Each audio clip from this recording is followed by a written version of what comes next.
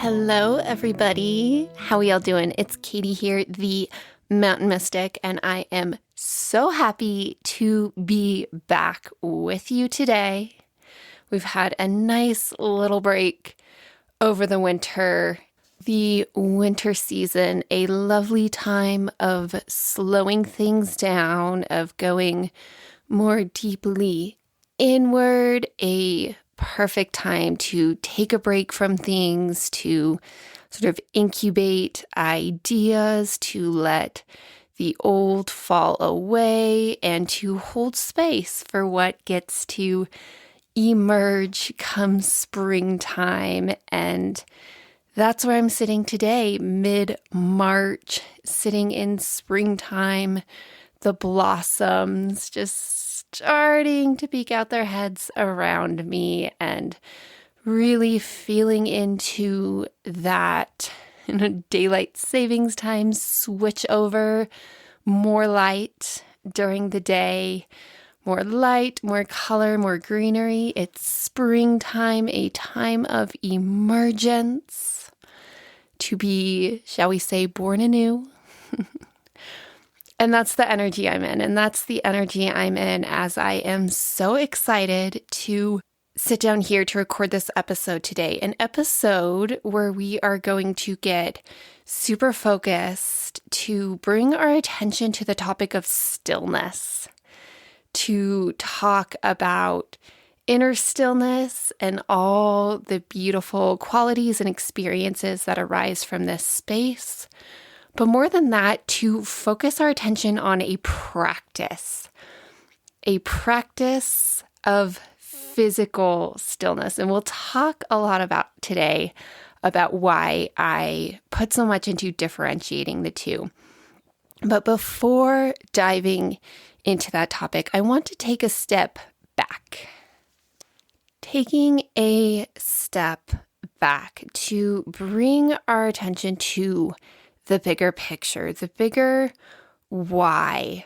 What are we doing here as we hang out in the embodiment space, in a space I often refer to as an embodied spirituality, bringing spirituality, whatever that means to you. I know it means so many different things to each of us, but whatever that means to you, bringing that down into an embodied space, grounded, centered within self, connected as the whole that you are, connected as the whole collective web of life that we all are, that we all play an important part in, a collective web of life here on planet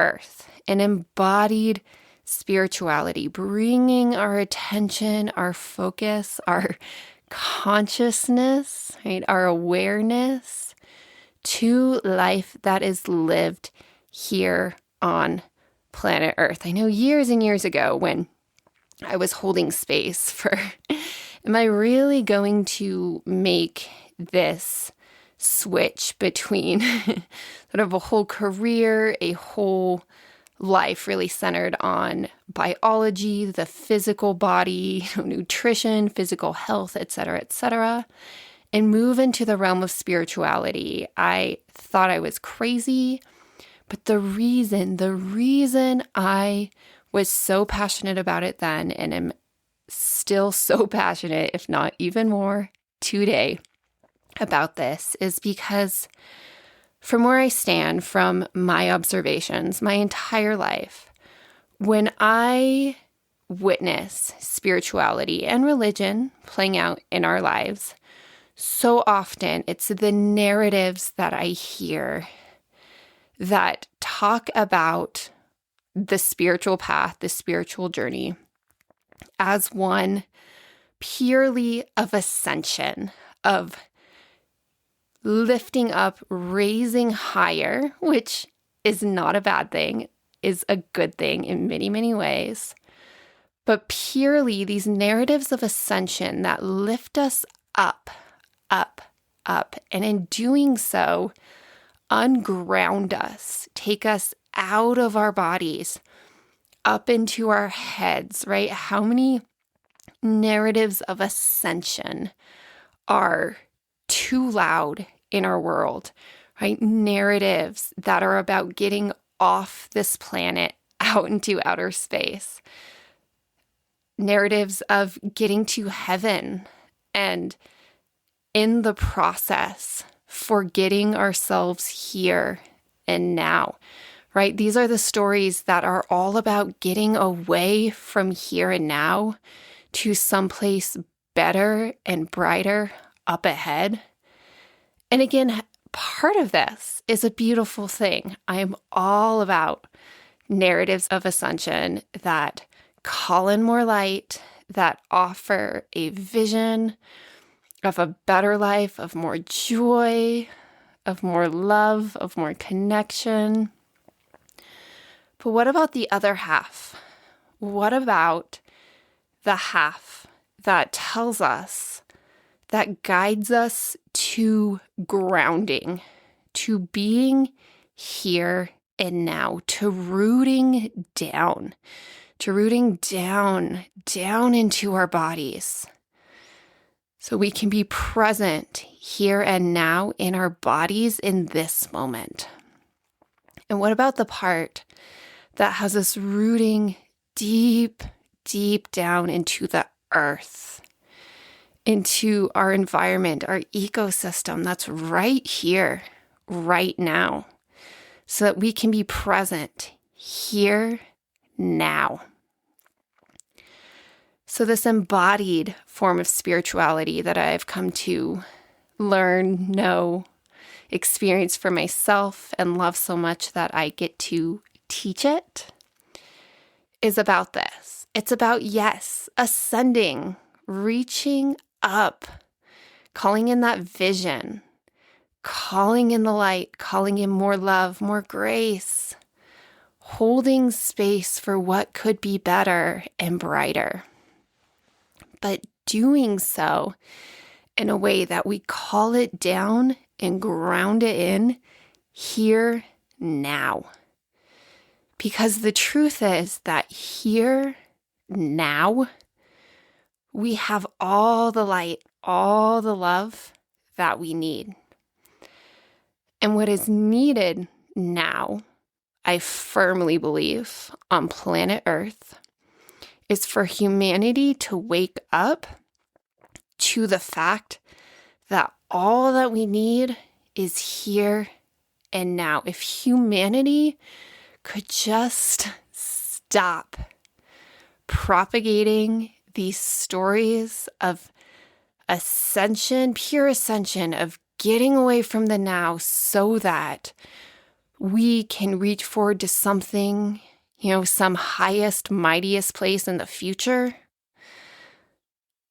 And if we could be here now and realize that all we need is here and now, if we could live from that place, then I believe we would truly have heaven on earth.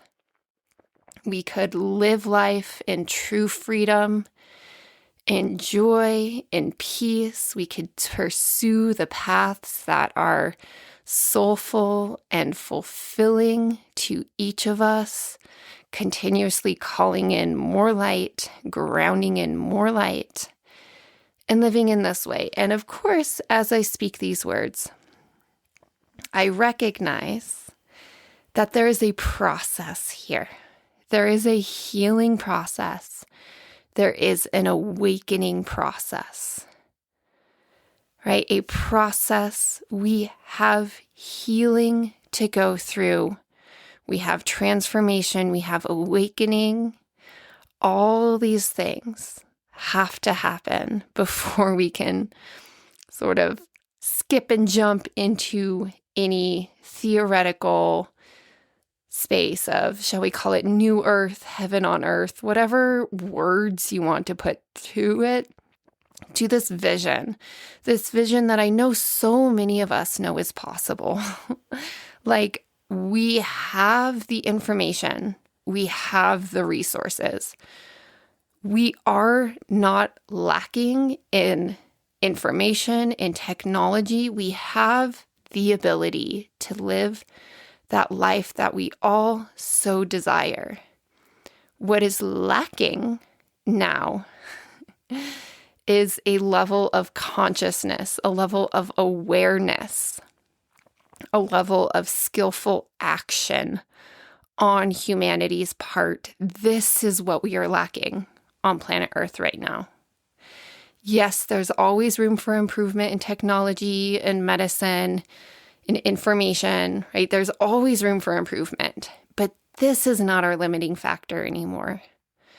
We live in a time where a limiting factor as humanity, as a collective life on planet Earth, is a level of consciousness. This is a level of consciousness problem, and therefore it is a spiritual problem, a spiritual challenge, if you will, and a great space for improvement in spirituality. And again, getting really clear on what that means to me, because it means many, many things.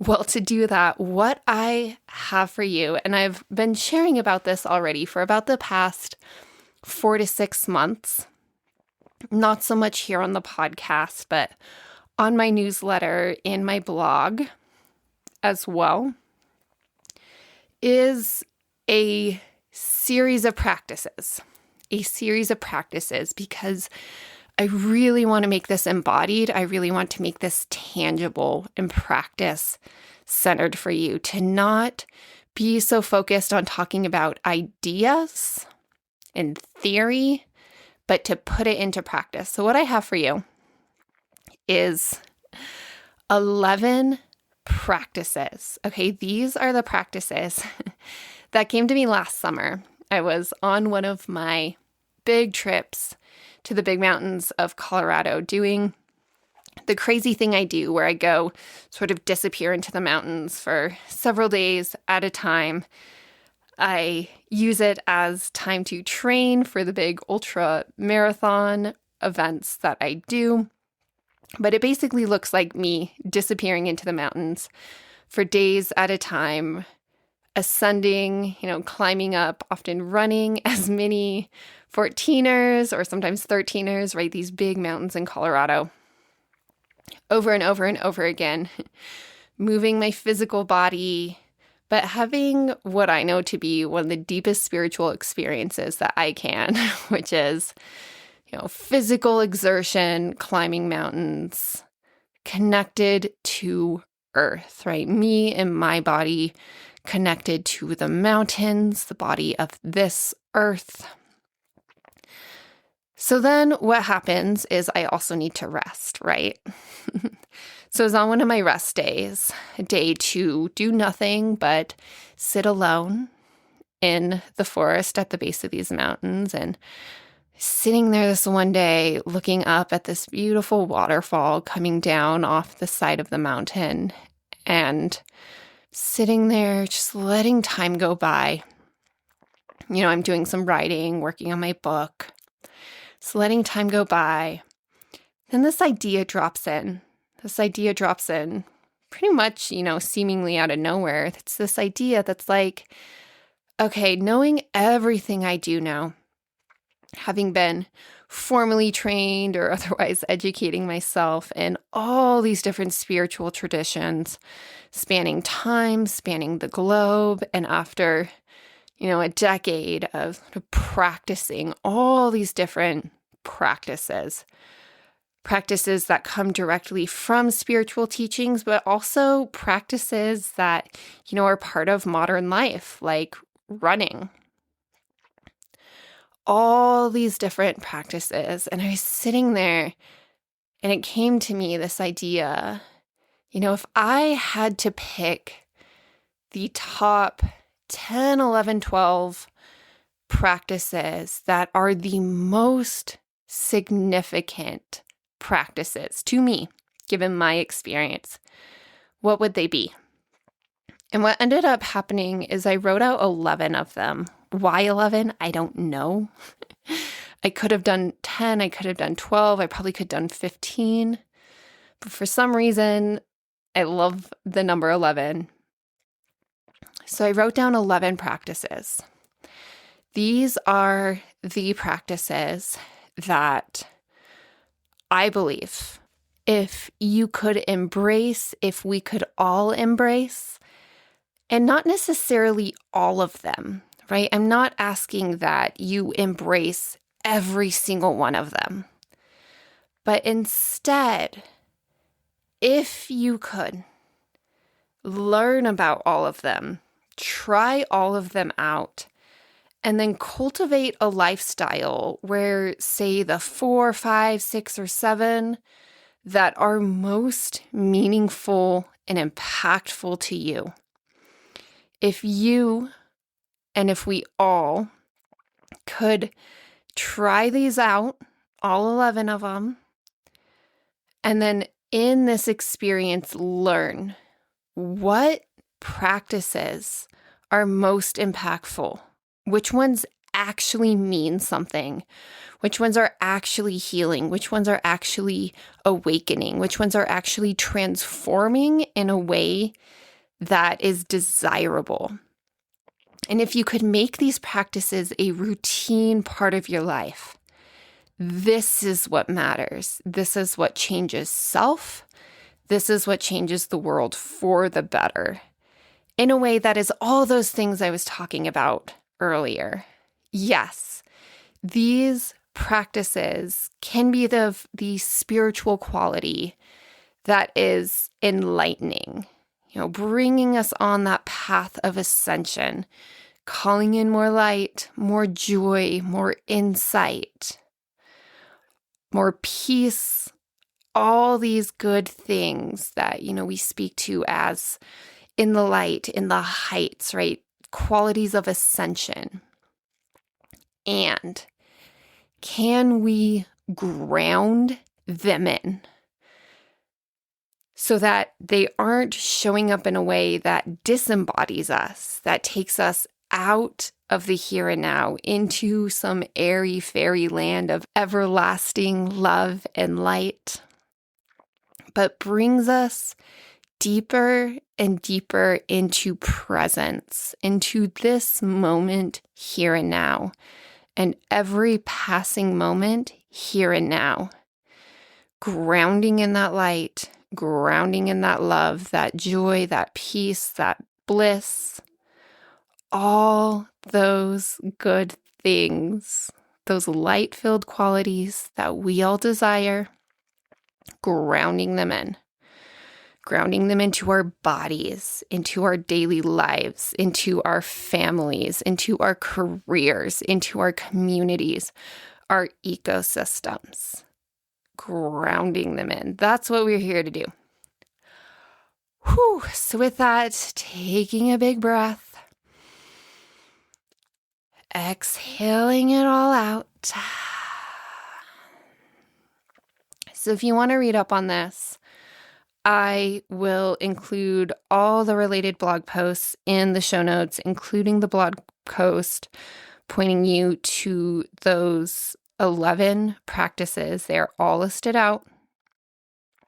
And then what's happening is each month we are focusing on one practice. And this is something that I shared with my newsletter a couple months ago, and I'm sharing it now here on the podcast.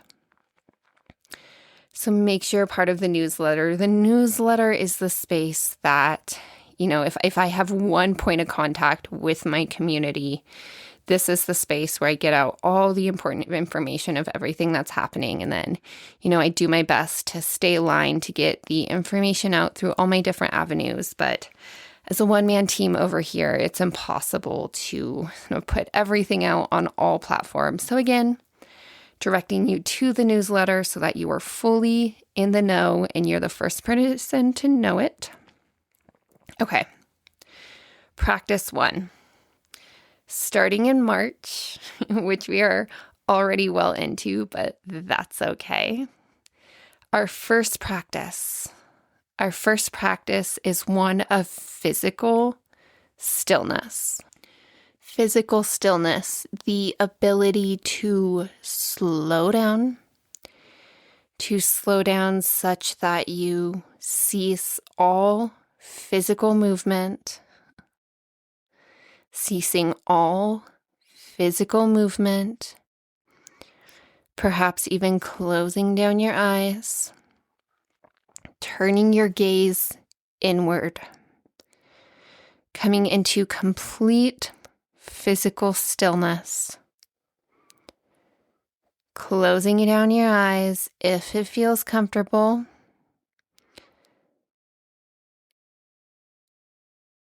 turning your gaze inward, and resting in complete physical stillness.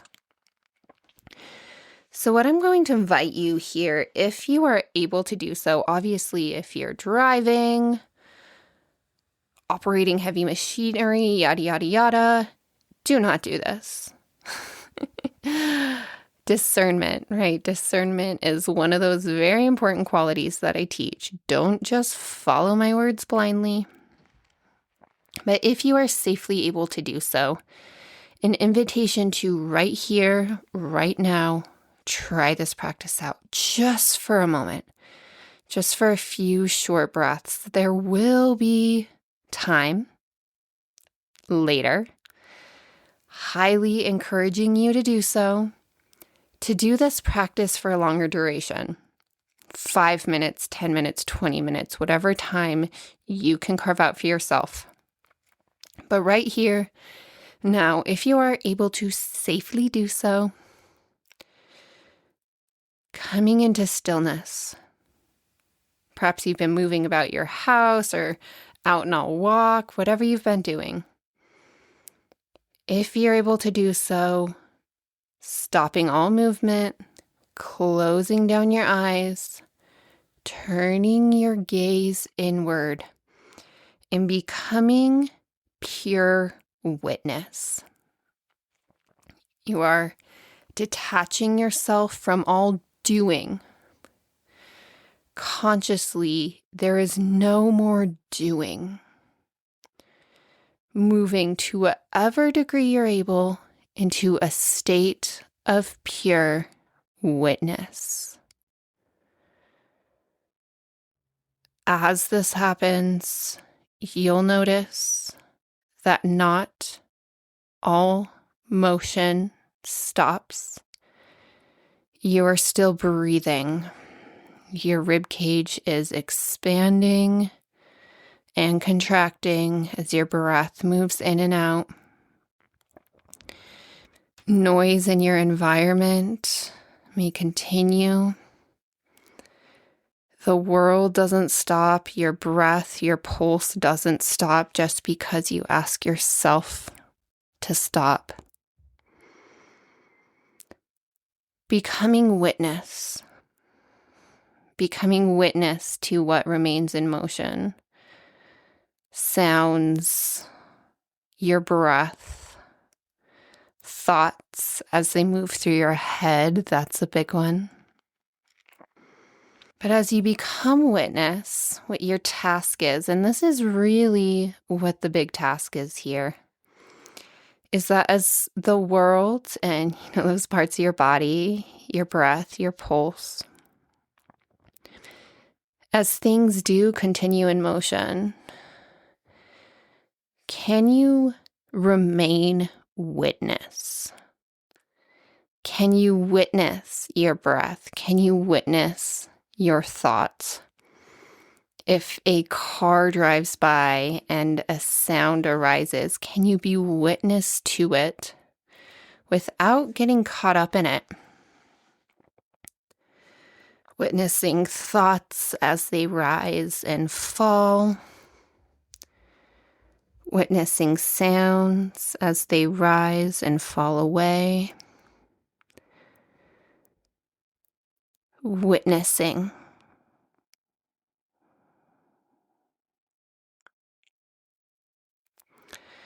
So again, just a little moment to try out this practice here. Maybe Maybe this is brand new to you. Maybe you're, regular meditation practitioner. No matter who you are, I hope you get some time to try out this practice. The basics, right? A lot of this is about the basics, physical stillness. We're not getting deep into a fancy meditation practice here. There will be time for that later. What we're doing here is focusing on basic practices that matter. Our world these days, along the line of these narratives of ascension, our world these days is so fixated on getting fancier and fancier. What's the latest, fancier technique for meditation, for getting yourself faster into a Zen state? How can we do it more efficiently, faster, better? And again, sure, there's totally those moments where if you want to try out, the newest trend on TikTok or Instagram, like this is the new fancy technique that everyone's doing, and go for it. What we're doing here is different. What we're doing here is going back to the basics. We are going back to the practices that have stood the test of time. These are the practices that matter. And if you can do them, right, which is a practice of discipline, it's a practice of accountability to yourself. Are you going to be moved by what's trendy, what the latest marketing techniques are selling you on and getting you hyped up about for the moment, before the next thing pops up and you're pulled into that? That's one way to be moved through life. Another way to be moved through life is to move yourself through life with intention, with dedication, with discipline. What actually matters? What are the practices that matter? What are the practices that, if you stick to them, make a difference? And we start with physical stillness because, for one, it's impactful. Getting yourself to detach from the chaos of the world, to turn your gaze inward, to stop all doing, it matters. It matters. It flies in the face of so much of what I believe is going wrong in our world. Constant doing, a need to constantly push to do. Yes, there is a time for action. There is a time for movement, and that's actually what we'll get into next month with practice 2. Practice 2 is movement. Here and now, the invitation is one of stillness. Can you move yourself into complete physical stillness? Take a seat, a comfortable one. If you want to get fancy and sit in lotus pose and it's actually comfortable for you, go for it. But I recommend finding a chair somewhere that you can rest your back, but somewhere that is upright. So you can be upright, alert, but rested, comfortable from this space. If it feels comfortable and safe to do so, turning your gaze inward, letting your body come into as much stillness as possible, becoming witness. That's the practice.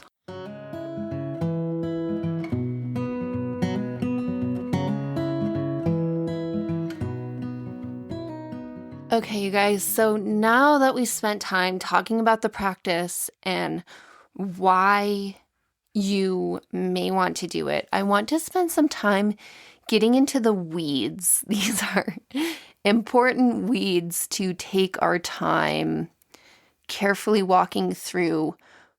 What I want to do here is focus our attention on the obstacles that you may run into as you embrace this practice.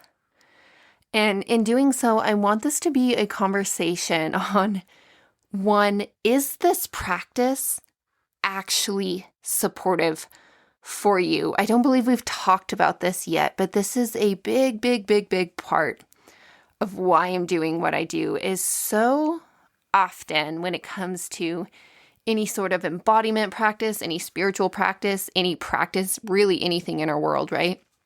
We live in such a marketing culture where, we find the thing, this is the thing, and, maybe it's been so helpful for the person who's teaching it or selling it, or maybe not.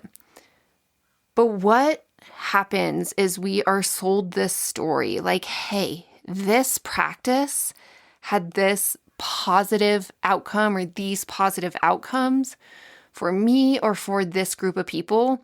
Therefore, you need to do it too because it will create the same beneficial outcome to you, for you. And it's bullshit.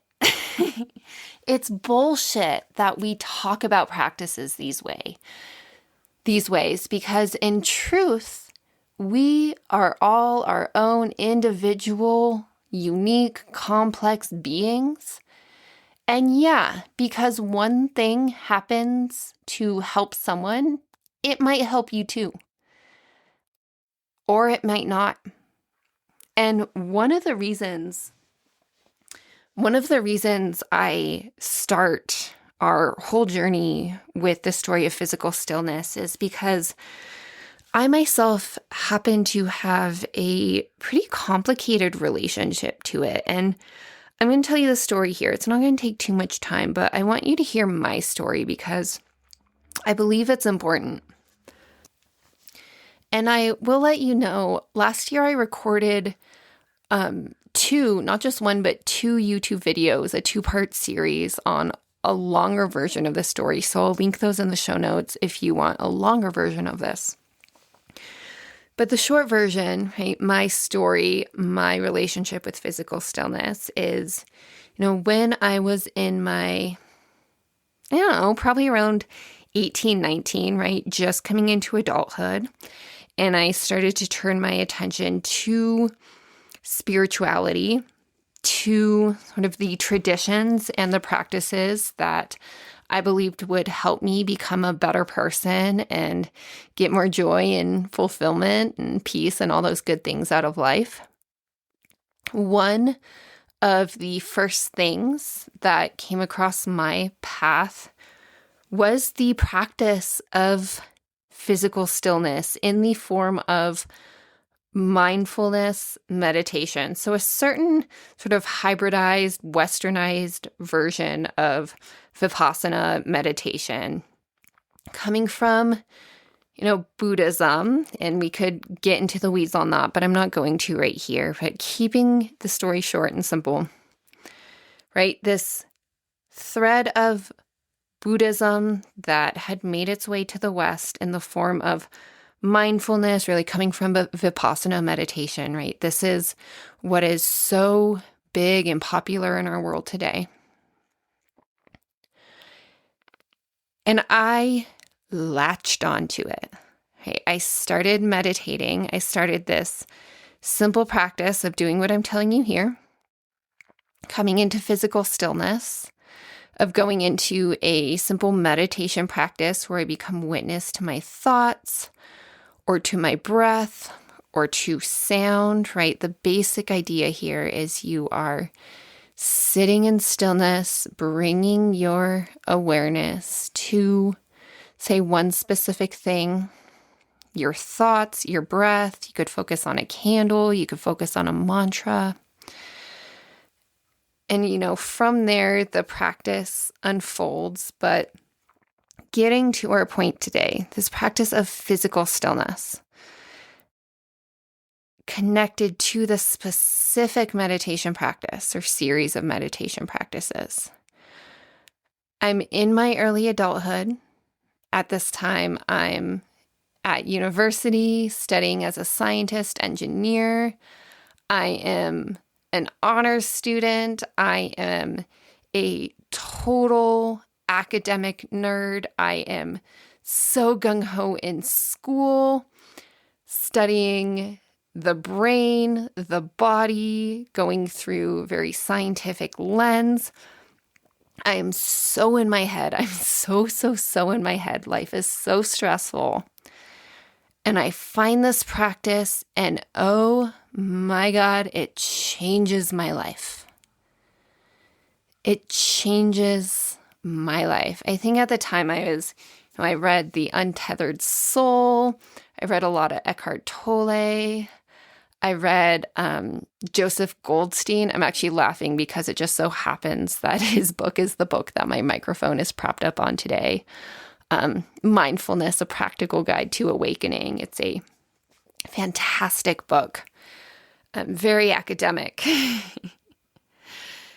But it speaks to these practices, the series of practices, meditation, mindfulness, sitting in physical stillness as one part of this path. And I try these out and they change my life. It is this great awakening. My life is changed. It's amazing. So now we get to the juicy part because jump forward 6, 7, 8 years and we're in the pandemic and my life is on fire. I've told this story in many different forms. I'm not going to share it here, but my life is hell. And on top of my personal life being hell, the world is on fire. The pandemic hits. Things are terrible. And what happens? Well, having had 6, 7, 8 years of a pretty regular meditation practice, I did what I do well, is I'm a disciplined person, and I turned to my meditation practice. My life is hell. I feel miserable in my body, my head, things are bad. But I'm like, you know what? Buddhism and teachers from this space and similar spiritual spaces, right? They've taught me so much. And I know, more like I believe, that if I can be disciplined in this practice, I can call peace back into my life. So what do I do? Well, now I have all the time in the world, right? The pandemic has hit. I'm alone in my apartment in a city that's on lockdown. I have all the time in the world to go sit in meditation. So day after day, I'm sitting in meditation and I'm reaching for all those good qualities that meditation has brought me in the past. And guess what? They aren't showing up. Instead, what I experience is my internal reality, a flame, becoming more and more inflamed. Fire being added to fire. Same practice, same person, different parts of my life. Flash forward to today. Mindfulness practices, stillness practices, they are one of the most beneficial parts of my day. And as much as I can in the chaotic, super busy life that I now live, in this chapter of my life, as much as I can, I am turning to this practice because once again, it is one of the most beneficial things to me. Same person, different chapters of her life. What is different? So what is different? That is, what are the factors that impact whether or not a physical stillness practice is beneficial or harmful, right? In the context of me, my story, but more importantly, in the context of you, because I know that you are someone that is here still listening to this podcast because you are interested in the embodied spiritual path, in one that is unique to you, in one that truly supports your body, your mind, your nervous system, your lifestyle, right? Your ability to be a light for others in this world. What are the factors that matter? And the truth is that this is a question that you can take hours and hours and hours for us to talk about. So what I think I want to do here is make it, more open. If you really want the answers to this question, send me an email, katie@upwardslopes.com. I am so happy to give you feedback directly because it really is complicated, you guys. It is complex, right? Technically speaking here, complex in that there are so many different factors that matter. But to name a few that I think really matter.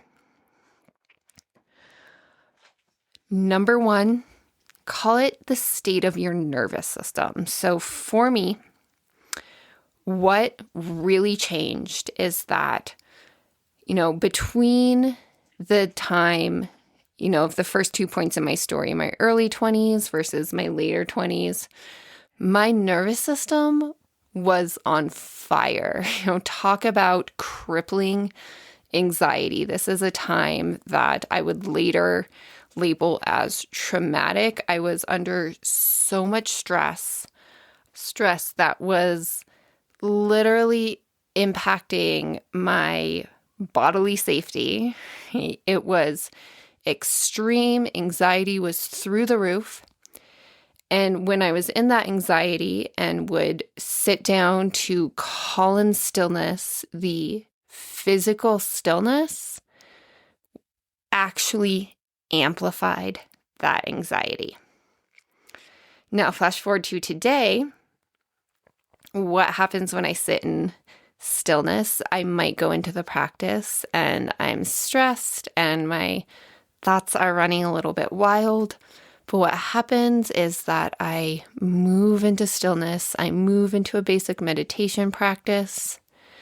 And yeah, there might be a moment where thoughts get louder, where anxieties get louder, but these are at a point where I can become witness. And with time, they start to fall away. And that's what we want to see, right? This is what we want to see. A physical stillness practice, right?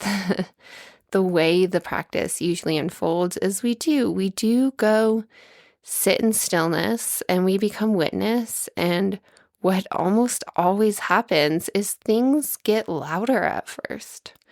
Our thoughts get louder, our worries, anxieties might get louder at first, and that's okay. But what we learn is with time, if we sit with them, they actually start to fall away. They actually get quieter. As more space, as more peace, more quiet sets in. This is what's typical. But if that's not what's happening for you, right? If your worries, your anxieties, if the fire in your body is getting louder and louder and not falling away, then this practice is not for you, at least not at this time. So the state of your nervous system, right? The state of your life, there's all these different qualities that will impact this. So again, right, this stuff can be complicated, and so much about the work I do is about making it individualized. So if you have any questions, reach out to me directly. I will email you back with the answers that I can, given the basic level of information. And from there, we can talk. Absolutely no pressure here, no strings attached. But if you want, we can then talk about if you might want to go into more of a coaching space where I can help support you one-on-one directly. But again, no strings attached, total open invitation. If you just want it to be an email to have some basic answers, I'm so happy to do that for you. Alrighty, friends, we are here moving into the end of our time together. There's so much more. There's so much more that I want to talk to you about. One thing that I will give some space and words to is one of the things that I learned, right? What became really loud for me on my path. This was direct experience. I learned this for myself, pursuing my own path with intention and devotion to the healing and transformation that I need.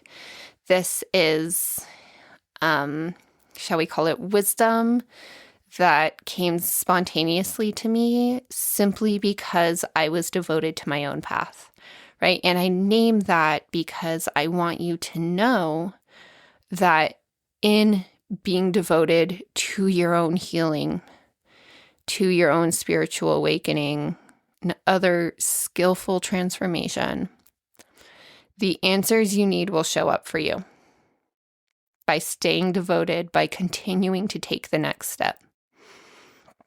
And also, if you can find the guides, if you can find the teachers that have walked the path before you and can offer potential answers, it might make your path a whole lot smoother. So, learning from me what I've already learned.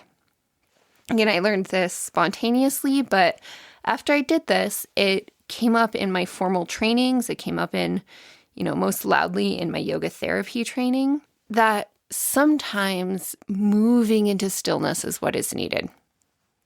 Simply by asking ourselves and pushing ourselves to call in stillness, this is what is directly supportive. On the other end of a spectrum, sometimes what is needed is movement. Okay, and I've talked about this so much. I've talked about this on this podcast. I think my favorite episode that I ever recorded was The Great Dance, moving between movement and stillness. I think that was way back in season 1. I talk about how this showed up for me, again, spontaneously, but then we also talked about this a lot in my yoga trainings. The Great Dance, moving between movement and stillness. Sometimes we can ask of ourselves that we go straight into stillness. Other times, what is actually needed is movement. Moving our bodies, getting energy flowing. This is often the case when we have big energy in our bodies, when we have fiery energy, when we have anxiety, when there's a whole lot of stress on us. What helps often is to get your body in motion. And again, next month, our practice number 2 is going to be fully focused on motion. So sometimes what is needed is motion, getting the energy in your body moving. Then, once you have moved that energy, it becomes possible to head into stillness. So if you find that a stillness practice is actually aggravating for you, something you might want to try out is to go for a walk, go for a run, do some yoga, do something that gets your body in motion. Then afterwards, go try that stillness practice. Try it out. Let me know. I'd love to hear about it. And last little thing I'll say on this, this is actually written in the Yoga Sutras. Yoga, we often think about as purely a movement practice, but yoga is actually what we talk about, the 8 limbs of yoga. This is a path to achieving samadhi, right? That state of peace, bliss, all those highest and mightiest qualities that we talk to spiritually. What is written out in the Yoga Sutras is that a physical movement practice, right, moving your body, moving your breath, comes before sitting in stillness. We move energy, then we ask it of ourselves to go into stillness, to sit in that pure state of meditation. And from there, achieve those higher spiritual states. Movement comes first, moving energy, then comes stillness. So an invitation to play with this as well. Do you need to go move your body, then go into stillness? Try it out. Get curious. I cannot recommend it enough to get curious. Be playful here. Yes, take it seriously. Stay dedicated. If you can, set up a physical stillness practice every single day. Try it. Set a timer for 5 minutes. If it's easy, the next day, set a timer for 10 minutes. If it's hard, stay at 5 minutes. If you really can't get through that 5 minutes and you find it totally unpleasant and aggravating, go move your body, get some exercise, then try the practice. Again, if you want direct guidance, send me an email. If you want more support, a more structured form for doing a stillness practice, last year I did create Stillness Speaks, which is a little course that, kind of sets up a game. It's like making it a game to help you extend your stillness practice. All of this will be down in the show notes for you to go learn more about. Okay, you guys, once again, there's so much more we could speak to about this. Make sure you're subscribed. There will be more to say on stillness as we continue through this series, even though other episodes will be focused on other practices. Stillness is really one of those foundational practices, and I cannot recommend enough that you invite it into your life, even if a 45-minute stillness meditation practice doesn't become your thing. I cannot encourage you enough to call in this practice so that it can take whatever form serves your life, even if that means that, a movement practice becomes your main thing. But in that movement practice, you can find pockets of stillness. Okay, this is my favorite yoga class to teach. But I also love to do this out trail running, right? Out hiking in nature. Moving your body and then finding those moments to pause, to settle into stillness, and to open up to stillness this way.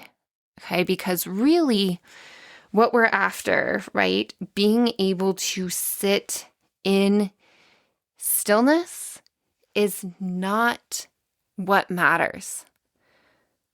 What matters is the qualities that you are cultivating within. Are you able to cultivate stillness within? If so, I don't care what practice does that. Are you able to cultivate peace and clarity, to call in joy, to experience deep fulfillment? This is what matters. The practices that get you there, those don't matter. What matters is that you find the practices that do work for you. This might be a practice of physical stillness. This might be a practice of movement. Right? And these are only the first two. These are only the first two practices, guys. We have 11 practices total. So much more to talk about. So I hope you're subscribed here on the podcast. I hope you are subscribed to the newsletter. If not, head over to forestbody.com right now. Sign up. When you do, you'll get, I think it's several. When you sign up, it'll tell you you're getting one free guided meditation. But I think right now you might end up getting several of them. I have to check. It's been a while since I've updated that. Go to the newsletter, sign up, get your free meditations, inviting in a practice of physical stillness. If you have listened to this whole episode and you haven't yet tried out a practice, an invitation, the next safe moment to do so, try a state of physical stillness, even if it's just for like 6 breaths. Or maybe you have a minute, or maybe you have 5 minutes or 10 or 20 minutes to do it. Go sit in stillness. Close down your eyes if it feels safe to do so. Stop all movement, all doing, and become witness. Witnessing your thoughts, they flow in and out. Witnessing your breath as it flows in and out. Staying witness as sounds in the room and in your environment flow in and out. Alrighty, guys. I so hope that these words have served you today. If they have, an invitation to go leave a review. Let our community know what is supportive, helpful to you so that they too can join in. All right. Much love, everybody, and I look forward to being with you next time.